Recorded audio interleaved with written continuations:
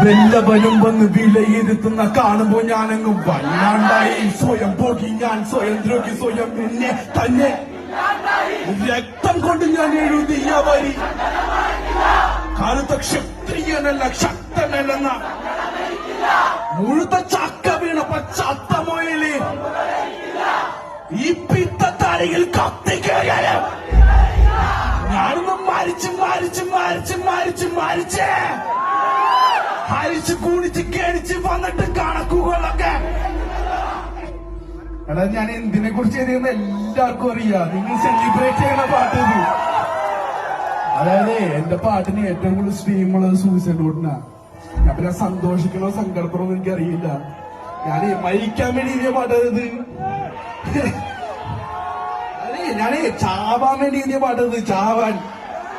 അതാണ് നിങ്ങൾ സെലിബ്രേറ്റ് ചെയ്യണത്. അപ്പൊ നിങ്ങളുടെ ഉള്ളിൽ എന്തോ സങ്കടം ഉണ്ടാവും അല്ലേ?